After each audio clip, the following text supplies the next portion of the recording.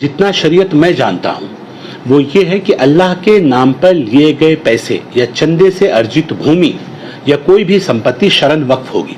तो हमारा मानना है कि तमाम प्रॉपर्टीज, तमाम निजी मदरसे, तमाम जो दरगाहें या जो भी अन्य प्रॉपर्टीज हैं वो सारी की सारी वक्फ में दर्ज होनी चाहिए। इसलिए माननीय मुख्यमंत्री जी से हमारा अनुरोध है कि एक कानून लाकर इन तमाम प्रॉपर्टियों को वक्फ संपत्ति घोषित करें, क्योंकि शरीयत तो कह ही रही है।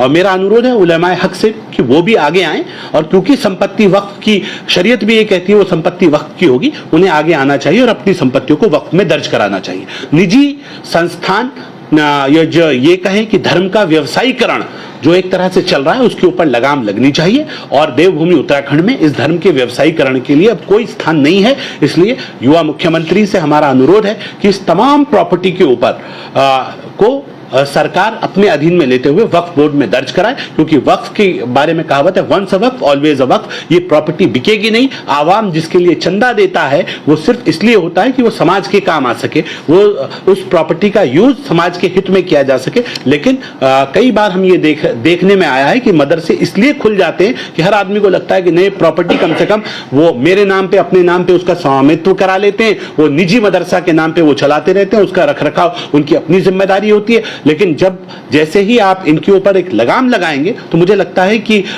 जो गड़बड़ वाले लोग हैं वो किनारे हो जाएंगे, जो सही लोग हैं। सवाल ये भी आ रहा है कि जो मदारिस की प्रॉपर्टी है,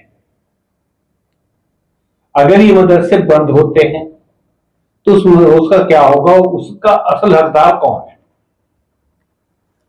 बिस्मिल्लाहिर्रहमानिर्रहीम। देखिए, मदारिस की जो प्रॉपर्टी है वो सब चंदा लेकर के बनाई जाती है। चाहे उसकी ज़मीन खरीदी जाए, चाहे उसके अंदर कंस्ट्रक्शन की जाए, चाहे उसके बच्चों को पढ़ाया जाए या उनकी किफालत की जाए, तो आवाम का ही पैसा होता है। और जहाँ पर आवाम का पैसा होता है वो सारी प्रॉपर्टी अल्लाह के लिए वक्फ होती है।